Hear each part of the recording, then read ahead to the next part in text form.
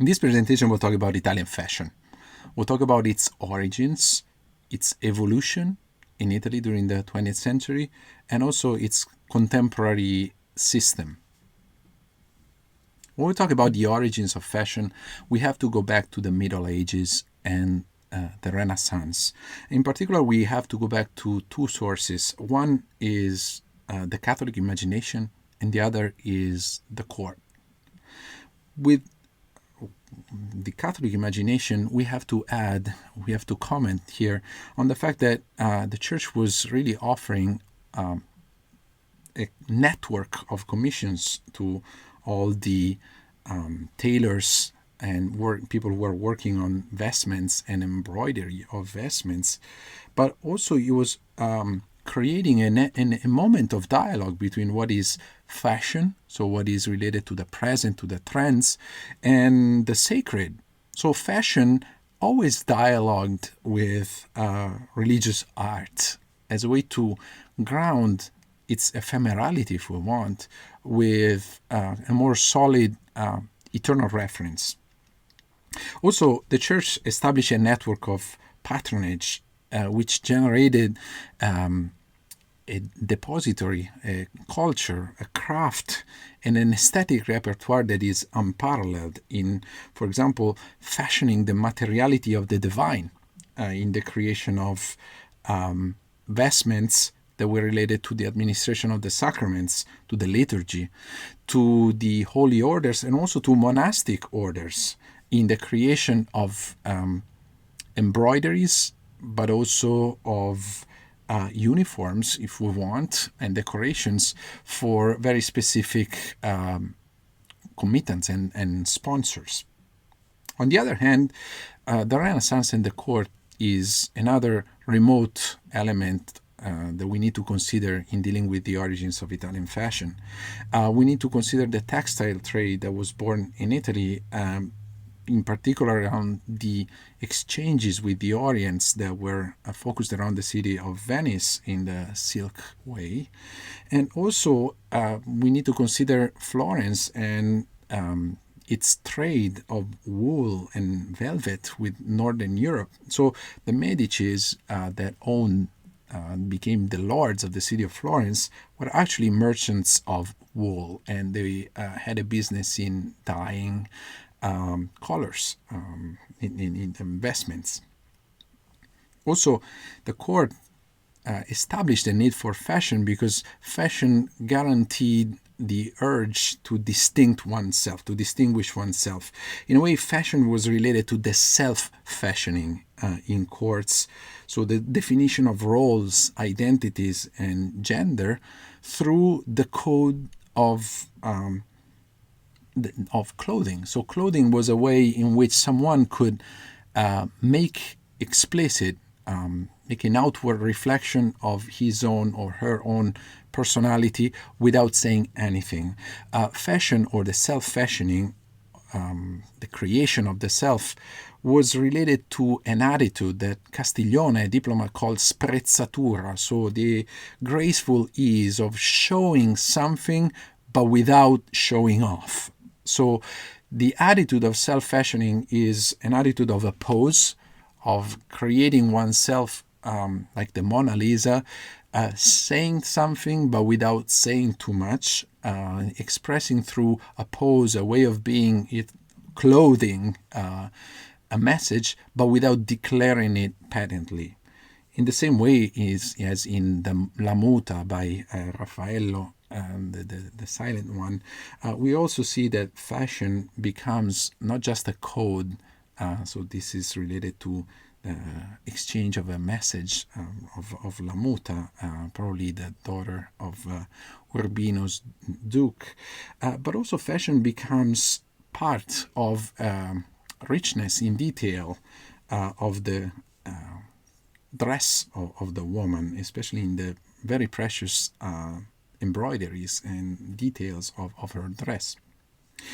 Also in Titian, as we see in the portrait of a man with glove, we see that fashion enters into the representation of art. So once again, the ephemeral and the eternal overlap and dialogue together, especially with the representation of the color black, which we also see in the portrait of Charles V by Titian again, where the color black doesn't necessarily mean seriousness or mourning, but is actually a symbol of wealth. The colors and the different variations of the black dye indicated the wealth of the person who was represented. The black dye was very expensive, and so the element of black was a code to show the wealth of the person who was represented.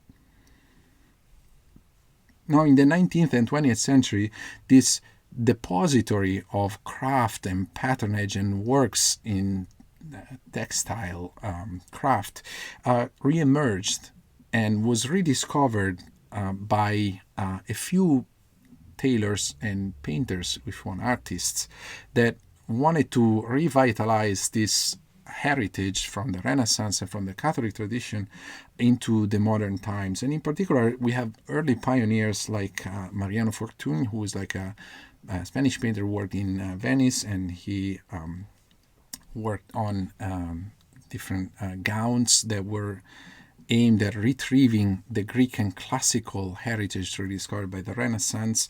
Maria Monaci Gallenga, who worked in Florence, rediscovered the textiles, the fabric, and the decorations and the embroidery of the Renaissance and applied it to her own gowns. And lastly, Rosa Genoni, who was like a feminist activist who worked in Milan, who won an award in 1906 at the International Exposition of the Simplon of Milan with her Primavera gown, with her modern rendering of Botticelli's painting, the Primavera, the Spring by Botticelli. Also, in this context, we have to note that fashion reemerges as a feminine space.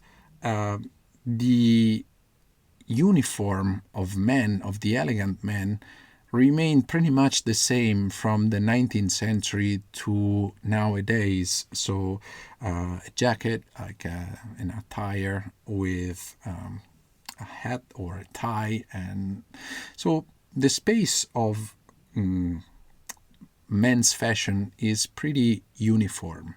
The elegant man wears a uniform, in a way, so one form. Whereas femininity really becomes an experimental space of creativity and aesthetic quest. We see this in particular in the experimental early work of Giovanni Boldini, a late 19th century painter. He was famous for like a portrait of Giuseppe Verdi, the composer, but also, and in particular, for his collection of portraits of elegant, noble ladies of his time. And as we see from his portraits, the real protagonist of his painting is not just the woman and her pose, but most importantly, her dresses. So the space of femininity is related to this space of creativity and experimentation and creation of new languages around this code of clothing that we discussed, from the early courts in the Renaissance to the social life of the new bourgeoisie in the late 19th century, early 20th century. Now, within this context and within industrialization, new modern lifestyles appear, and in relation to vacation and sports, we see the emergence of more casual clothing, as we saw in the ads, in the posters for the Magazzini Mele in Naples, and in the representation of an elegantly dressed man climbing mountain with his bicycle. This is a bicycle with an engine attached. So the idea of elegance and of a more casual clothing applied to different situations, so sports and vacation. Now, this is also the time where in Italy, way into the 20th century, the fashion that dominates is still the French fashion. And there are several attempts at the beginning of the 20th century to create an Italian national fashion opposed to the French culture, the French models. And these attempts are following also the emergence of haute couture, which is a phenomenon that develops in France during this time. Now, France always promoted its models, which were replicated into Italian magazines and journals of Moda. But the avant-garde, especially the idea of creating an anti-neutral clothes by Balla, and this is in the context of World War I, of interventionism, so against neutralism of those forces that didn't want to get Italy involved in the war. But this is also a sense of an asymmetric dress that could break all the serialization of bourgeois clothing. The uniform is the uniformization of bourgeois clothing, and create through clothing the space for a new possibility of expression. This will also develop in the 1919 with Tayats. This is like a futurist avant-gardist who designed the unisex tuta, which was a uniform that aimed at creating a new language and elaborating an alternative to the model. The models that were coming from France. And in France, we have to say that there was like a very serious evolution of what we call fashion during this time. So this evolution is related to the passage from really the idea of basing all fashion on tailoring, on tailors, to the creation of haute couture, so the creation of models. Now, Parisian fashion really moved from the personal tailor to the idea of the couturier. So as the fashion designer that designs a style that could be replicated, not just the tailor that creates a suit or a dress around the specificity of one body, but someone who is able to create a model and to showcase dresses that can be worn by different kinds of bodies and different kind of actresses and people on the high society. So dresses that are modeled on certain models. So in the case of Worth and Poiret, who are the fathers of the modern idea of fashion, the idea of modeling a dress around the model Sarah Bernhardt, who was like a very famous actress at the time. So to model one dress around one person as a model that applies to several persons, not as a piece that is unique. So from the tailor to the couturier, from the artisan to the designer, we could say. In this context, France is really the cradle of two great pioneers, female pioneers of contemporary fashion. One is Elsa Schiaparelli, who started to work with artists like De Chirico, Dali, and Miro in the design of dresses. So she really aimed at transforming fashion from an ephemeral expression into an artistic expression that could last. So this is the famous lobster dress that she designed for Wally Simpson in 1930s, but also the idea of creating dresses, and here's the shocking pink that she developed, and here is the dress that she designed with Dali, dresses that could overcome their ephemerality and aspire to become eternal, or kind of as long-lasting as works of art.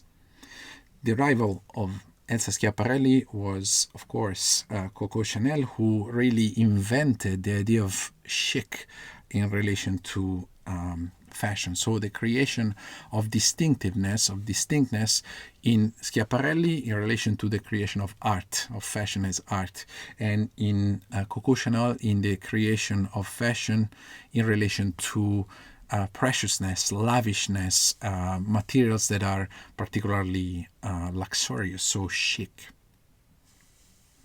in this context, Italy is following once again the model of France. However, it starts to develop a new original success in the creation of accessories. So, for example, in the opening in 1921 of the Gucci store in Florence, so in the working of leather, or in the success of Salvatore Ferragamo, who was designing shoes for Hollywood actors and actresses like Audrey Hepburn here, and opened his store in Florence in 1927, or in the establishment of Fendi in Rome in the luggage business. Within this context, we also have to keep in mind that during the 1930s, Italian fashion owes a huge debt to fascism, for the fact that basically fascism was interested, because of its nationalistic logic, in creating languages, for example, in fashion and in design, that could be national as opposed to imported languages, for example, in this case, French fashion. So fascism invests in Italian fashion and chooses Turin as the capital of Italian fashion, as a way to launch and propagate a model of fashion that could be different.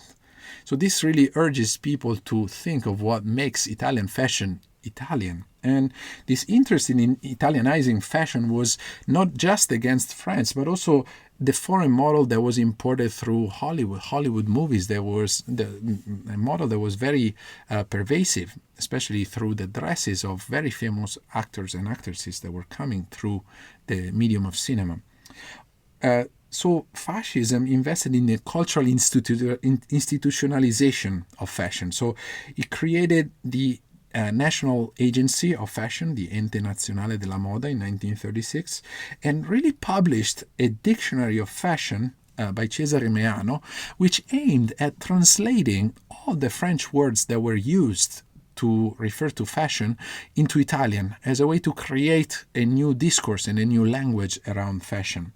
Also, fascism invested in fibers or rayon, and in men's fashion, so in the creation of uniforms for kind of the militarization of the regime through the creation of Snia Viscosa. Snia Viscosa was like the most important wards industry in the production of rayon, and rayon was used in the production of uniforms, but also in the creation of a new uniform standardized fashion for men.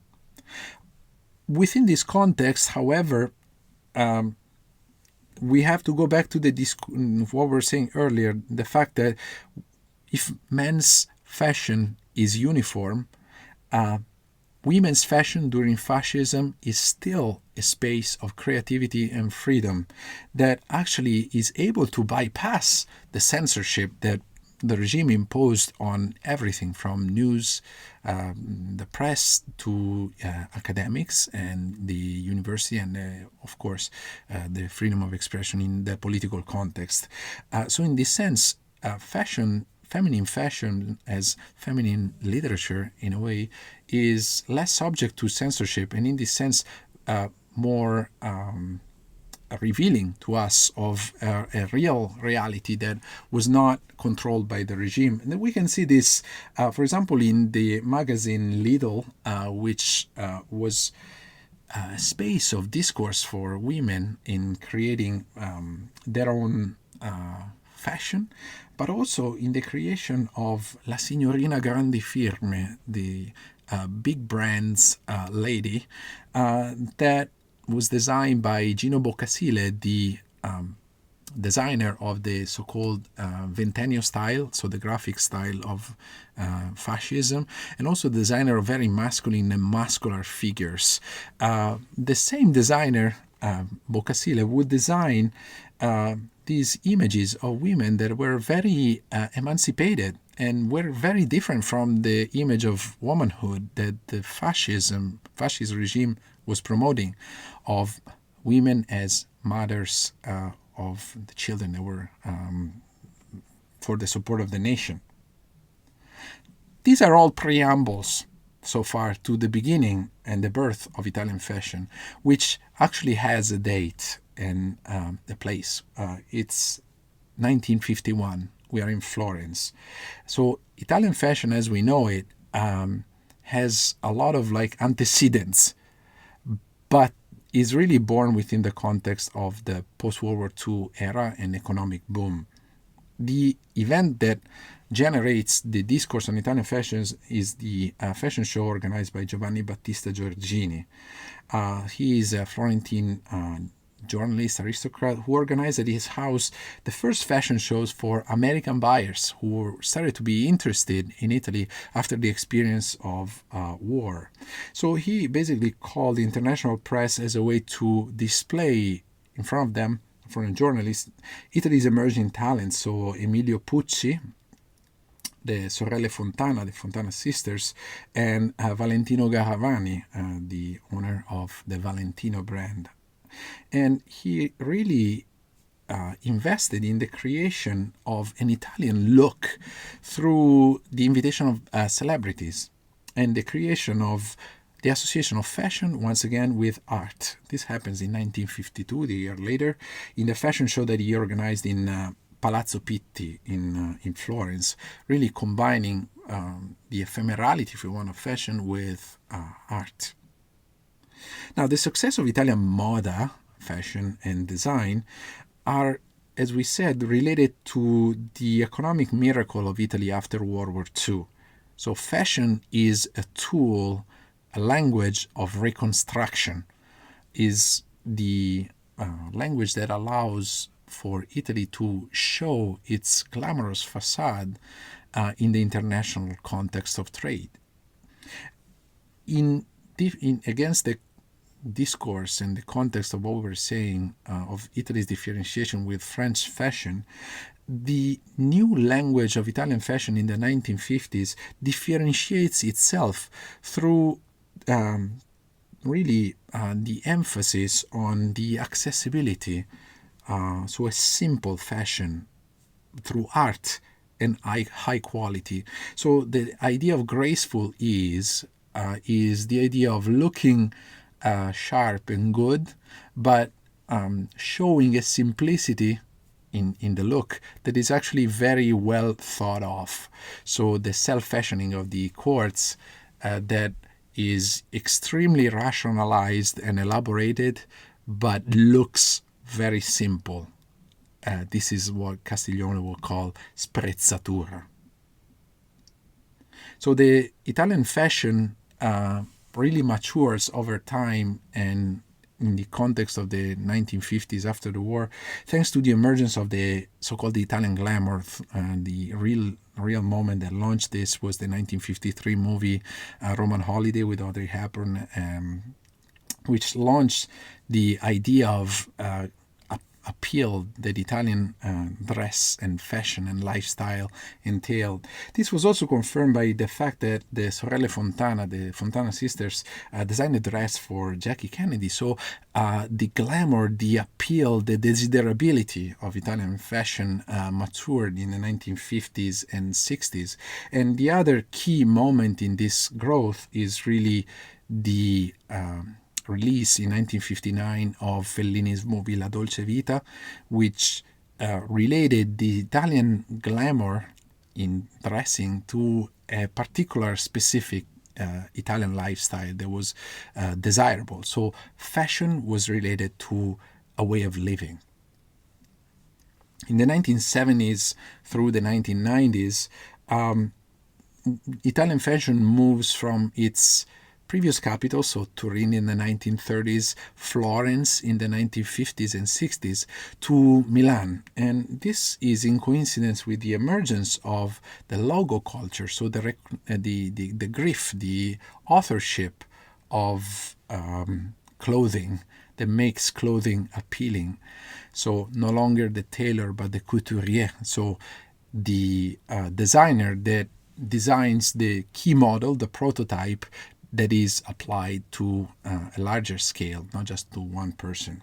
So the logo culture is related to the emergence of certain fashion designers like Giorgio Armani, Ottavio Missoni, Gianfranco Ferré, Hermenegildo Zegna, and later in the 90s, Dolce Gabbana, and of course, Gianni Versace, who moved to Milano from Calabria and elaborated a new classic style, kind of modern invention of classical themes in his fashion language. Now, today, the fashion system is a very successful model. It's one of the key industries in Italy. It continues to sell not just clothing, not just the work of designers, but also a lifestyle in conjunction to culture, cinema, and aesthetic imagination. So the Italian recipe is related to the synthesis of design, manufacturing ability, and entrepreneurship. So ability to create new spaces, create new markets, elaborate new languages. And also, the success of the Italian model is related to a collaborative process, which relies upon crafts and creativity, but it's also connected by a highly multidisciplinary approach. So the ability to combine the creativity of the designer to the imagination of the manager. And this is really something that keeps moving the Italian fashion system. Also, the secret of today's success is related to the ability of transforming fashion into an appealing lifestyle. So, as we said earlier, not just pieces of clothing, not just dressing, but through dressing, the expression of something that relates to the construction of meaning, to the construction of a desirable lifestyle, as we see, for example, in the campaigns of Dolce Gabbana and in the process where houses, fashion houses, are involving great artists. So, for example, Dolce Gabbana had many ads a few ads in 1995, directed by the Sicilian director Giuseppe Tornatore, which had as a score signed by the composer Ennio Morricone.